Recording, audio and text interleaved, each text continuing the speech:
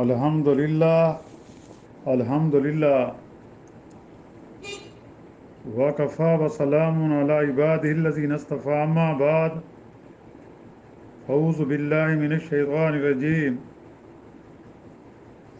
بسم اللہ الرحمن الرحیم قل انما انا بشر مثلکم یوحی الی انما الہکم الہ واحد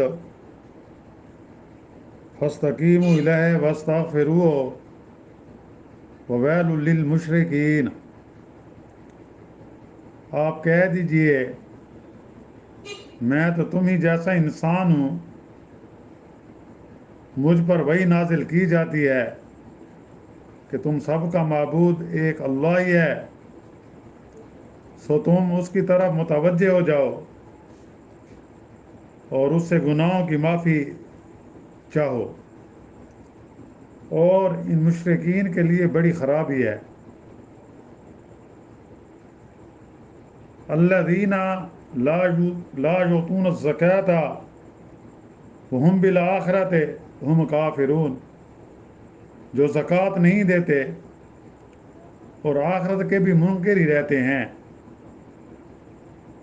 سبحان ربک رب العزت عما یصفون وسلام علی المرسلین والحمد للہ رب العالمین۔ اللہم صلی علی سیدنا محمد وعلی آلہ وصحبہ وسلم۔ پارہ 24واں، سورۃ حامیم سجدہ کی آیات مبارکہ 6 اور 7 کی تلاوت کی گئی ہے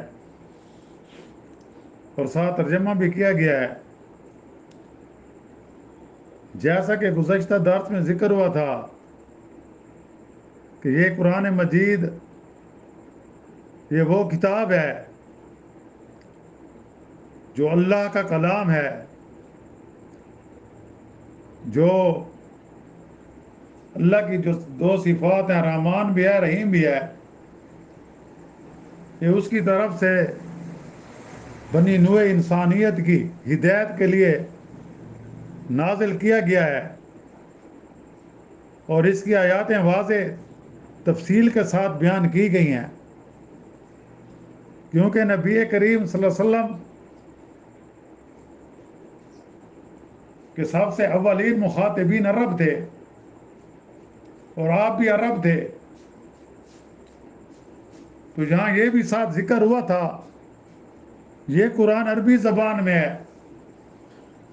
عربی زبان میں اس لیے ہے کہ جس قوم میں آپ مبعوث ہوئے ہیں، جو آپ کے اولین مخاطبین ہیں، ان کی زبان عربی ہے، تاکہ وہ اس کو صحیح طور پر سمجھ سکیں۔ اگر یہ کسی دوسری زبان میں ہوتا تو وہ پھر بھی اعتراض کرتے، اور اب اکثر اس میں ایسے ہیں کہ جو آپ کی دعوت کی طرف توجہ نہیں دیتے۔ اللہ نے آپ کو مشن سونپا ہے، خوشخبری دینے والا اور ڈرانے والا، یعنی جس نے اس ہدایت کو قبول کر لیا، جس نے دین حق کی دعوت کو قبول کر لیا، اس کے لیے خوشخبری ہے کہ کل آخرت کے دن اس سے پچھتانا نہیں پڑے گا، اور جس نے اس دین حق کو قبول نہیں کیا، جس نے اس دعوت حق کو قبول نہیں کیا، جو اپنے شرک پر ڈٹے رہے، جو اپنے کفر پر ڈٹے رہے، تو ان کے لیے ڈراوا ہے کہ کل قیامت کے دن ان کا ٹھکانہ جہنم ہوگا، اور وہاں اس کے کوئی آوزاری کام نہیں آئے گی۔ اور آج جو آیات مبارکہ کا ذکر ہوا ہے، اس میں نبی کریم صلی اللہ علیہ وسلم کی شان بھی بیان کی گئی ہے کہ آپ جس طرح تم انسان ہو، جس طرح تم بشر ہو، اس طرح آیا نبی کریم صلی اللہ علیہ وسلم ان کو کہہ دو، کل کہہ دیجئے ان کو، کیونکہ کفار مکہ یہ بھی اعتراض کیا کرتے تھے کہ اللہ نے کسی کو نبی بنا کر بھیجنا تھا، کسی رسول کو بھیجنا تھا تو کسی فرشتے کو بھیجتا۔ تو اس آیات کا مطلب یہ ہے کہ اگر زمین پر فرشتے رہتے تو پھر تو ضروری ہے کہ ان کی ہدایت کے لیے فرشتے آتے. جب زمین پر انسان بستے ہیں تو ان کی ہدایت کے لیے بھی اللہ تعالیٰ نے انہی لوگوں میں سے، انہی قوموں میں سے انبیاء بھیجے. اور نبی کریم صلی اللہ علیہ وسلم بھی اپنی قوم کے ایک فرد ہیں. اور یہاں نبی کریم صلی اللہ علیہ وسلم سے خطاب ہے کہ قل انما انا بشر مثلکم یوحی الی، کہ آپ ان کو کہہ دیجئے کہ میں تم جیسا انسان ہوں، لیکن فرق کیا ہے؟ اللہ کے نزدیک میرا مقام اعلیٰ ہے. کیوں؟ کہ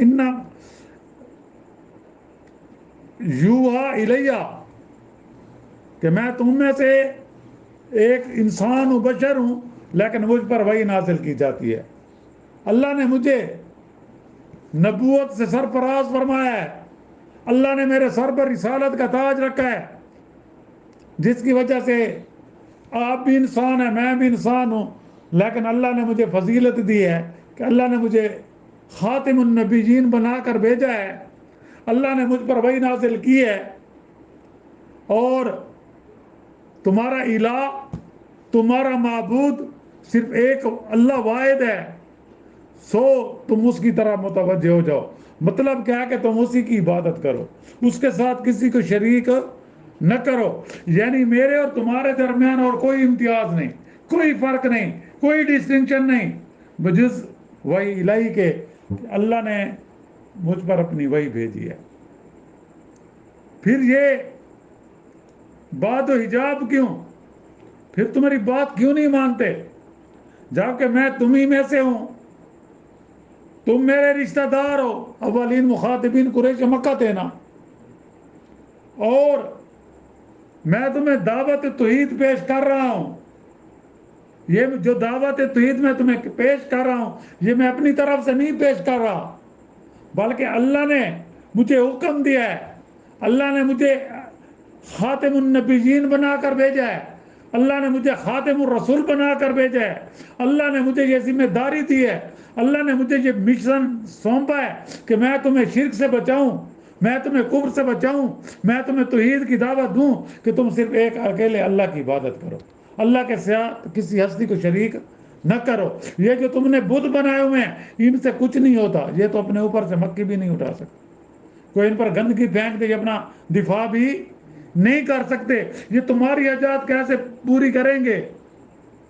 کیا یہ بات تمہاری عقل میں نہیں آ رہی کہ وہ ہستی جس نے مجھ کو یہ فریضہ دیا ہے، جس نے مجھے نبوت کا تاج پہنایا ہے، وہ اللہ تعالیٰ کی ذات ہے؟ اور مجھے مشن کیا دیا گیا کہ میں تمہیں توحید کا درس دوں. اور تمہاری ہدایت کے لیے اللہ نے مجھ پر یہ کلام نازل کیا ہے کہ یہ تمہارے لیے رہنما ہے. اگر تم اس پر عمل کرو گے تو کامیاب ہو جاؤ گے، لیکن تم عقل سے کام نہیں لیتے، تم میری بات کی طرف توجہ نہیں دیتے، تم اعراض کرتے ہو. اور تمہیں تو چاہیے تم اللہ کی طرح متوجہ ہو جاؤ، میری بات کو غور سے سنو اور اپنے گناہوں کی معافی مانگو اللہ سے. اللہ تعالیٰ غفور الرحیم ہے، وہ گناہوں کو بخشنے والے ہیں. اور مشرکین کے لیے یہ بڑی خرابی ہے کہ وہ دعوت حق کو قبول نہیں کرتے. وہ اللہ کے ساتھ دوسری ہستیوں کو شریک ٹھہراتے ہیں. وہ اللہ کو چھوڑ کر دوسری ہستیوں کو اپنا حاجت روا سمجھتے ہیں. اللہ کو چھوڑ کر وہ دوسری ہستیوں کو اپنا مشکل کشا سمجھتے ہیں. وہ اللہ کو چھوڑ کر دوسری ہستیوں کو، ان مورتیوں کو اپنا حاجت روا سمجھتے ہیں کہ یہ ہماری بگڑی بنائیں گے. کیا ان میں عقل تمہارے اندر نہیں ہے؟ یہی تمہیں سب سے بڑی خرابی ہے کہ یہ جو تم شرک کر رہے ہو، اللہ کو چھوڑ کر دوسری ہستیوں کو، جو بیچارے خود محتاج ہیں، جو اپنے لیے بھی کچھ نہیں کر سکتے، وہ تمہاری کیا حاجت پوری کریں گے؟ اور پھر آگے جو آیات نمبر 7 کی تلاوت کی گئی، اس میں یہ ہے کہ الذین لا یؤتون الزکاۃ وہم بالآخرۃ ہم کافرون، کہ جو زکوٰۃ نہیں دیتے، زکوٰۃ نہیں دیتے اور آخرت کے بھی منکر رہتے ہیں، یعنی ان کے لیے بھی تباہی ہے، ان کے لیے بھی آخرت میں ذلت اور رسوائی ہے۔ اب یہ صورت مکی ہے، زکوٰۃ جو تھی وہ ہجرت کے دوسرے سال فرض ہوئی تھی زکوٰۃ، اور یہ جو حوامیم یعنی 7 صورتیں ہیں، حامیم سے جو شروع ہوتے ہیں، یہ سب 7 کی 7 مکی صورتیں ہیں، اور ان میں زیادہ تر توحید کا ذکر ہے۔ تو یہاں جو زکوٰۃ کا ذکر آ گیا کہ وہ زکوٰۃ نہیں دیتے، یعنی الذین لا یؤتون الزکوٰۃ، تو یہاں سے مراد صدقہ ہے، کیونکہ زکوٰۃ فرض ہوئی تھی 2 ہجری میں، ہجرت کے بعد۔ تو یہاں یہ ہے کہ آپ کو اللہ کے راستے میں اپنا مال خرچ کرنا چاہیے، جو لوگ غریب ہیں ان کی مدد کرنی چاہیے۔ تو اس سے مراد صدقات ہیں، جس کا حکم مسلمانوں کو مکے میں بھی دیا جاتا رہا، جیسا کہ حضرت ابو بکر صدیق رضی اللہ تعالیٰ عنہ نے غلاموں کو آزاد کرایا پیسے دے کر، اس طرح غریبوں کی مدد کی جاتی تھی، جو مسلمان بیچارے غریب تھے ان کی مدد کی جاتی تھی۔ اور تو اس لیے یہاں زکوٰۃ سے مراد کیا ہے کہ تم ان کی مالی مدد کرو جو تم میں کمزور لوگ ہیں۔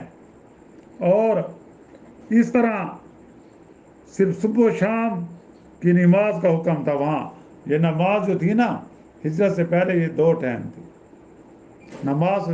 کب ہوئی؟ ہجرت سے پہلے، یعنی جب آپ معراج پر گئے تھے، یعنی اس کے بارے میں آتا ہے کہ آپ اس وقت آپ کی عمر مبارک 50 سال تھی، اور آپ نے جب ہجرت کی تھی اس وقت آپ کی عمر مبارک 53 سال تھی، یعنی کہ آپ کے نبوت 40 سال میں ملی، تو اس میں آپ نے 13 سال مکہ میں اسلام کی دعوت دی، اور جب انہوں نے آپ کی بات نہ مانی، اللہ کی طرف سے حکم ہوتا جب آپ نے ہجرت کی تو 10 سال آپ نے پھر مدینہ میں دین حق کی دعوت دی۔ تو اس وقت پہلے معراج سے پہلے جو تھا صبح شام کی نماز کا حکم تھا۔ پھر ہجرت سے 1.5 سال قبل یا 3 سال قبل لیلۃ الاسراء، یعنی جس کو ہم معراج کہتے ہیں، جیسے کہ سورت بنی اسرائیل 15 سپارہ بھی سے شروع ہوتے، سبحان الذی اسریٰ بعبدہ لیلا من المسجد الحرام الی المسجد الاقصی الذی بارکنا حولہ لنریہ من آیاتنا انہ هو السمیع البصیر۔ تو اس میں 5 نمازوں کا حکم ہوا تھا۔ یا پھر زکوٰۃ سے مراد بعض مفسرین نے کلمہ شہادت لیا ہے کہ تم گواہی دو اللہ کے سوا کوئی معبود نہیں، اللہ کے سوا کوئی عبادت کے لائق نہیں، اور نبی کریم صلی اللہ علیہ وسلم اللہ کے رسول ہیں، جس سے نفس انسانی شرک کی آلودگیوں سے پاک ہو جاتا ہے، وہ شرک کرنے سے بچ جاتا ہے، تو پھر وہ صرف اور صرف اللہ ہی کے آگے جھکتا ہے، اپنے حاجات اللہ کے آگے پیش کرتا ہے۔ تو ہر معاملے میں ہر وقت اس کا قرب، اس کا لگاؤ، اس کا تعلق صرف اللہ کے ساتھ ہوتا ہے۔ تو اللہ تعالیٰ سے دعا ہے کہ اللہ تعالیٰ ہم نے اپنا قرب عطا فرمائے اور ہماری کوتاہیوں کو معاف فرمائے، اور جو مسلمان اس دنیا سے رخصت ہو گئے اللہ تعالیٰ ان سب کی مغفرت فرمائے اور ان کو جنت میں اعلیٰ مقام عطا فرمائے، اور جو بیمار ہیں اللہ تعالیٰ ان سب کو صحت کاملہ عطا فرمائے اور ایمان کے ساتھ زندہ رکھے، اور اللہ تعالیٰ ہم سب کا خاتمہ بھی ایمان پر فرمائے، اور ہمیں دین کی صحیح سمجھ عطا فرمائے اور بقیہ زندگی قرآن و سنت کے مطابق گزارنے کی توفیق عطا فرمائے۔ وآخر دعوانا ان الحمد للہ رب العالمین۔ ربنا آتنا فی الدنیا حسنۃ وفی الآخرۃ حسنۃ وقنا عذاب النار۔ صلی اللہ تعالیٰ علی خیر خلق محمد وآلہ وصحبہ اجمعین برحمتک یا ارحم الراحمین۔ السلام علیکم ورحمۃ اللہ وبرکاتہ۔ تعلیم دین کورس بعد از نواب مغرب ہر عمر کے افراد کے لیے اس موقع سے فائدہ اٹھائیں، خصوصاً طلباء کے لیے جو کالج کے طلباء ہیں یا میٹرک کے طلباء ہیں، اس میں آپ کا اپنا فائدہ ہے۔ ایڈریس دیا گیا ہے، اس کو پڑھ لیں اور جوائن کریں۔ 3 کتاب مفت دیے جائیں گے، بالکل مفت کورس اپنی آخرت بنانے کے لیے۔ السلام علیکم ورحمۃ اللہ وبرکاتہ۔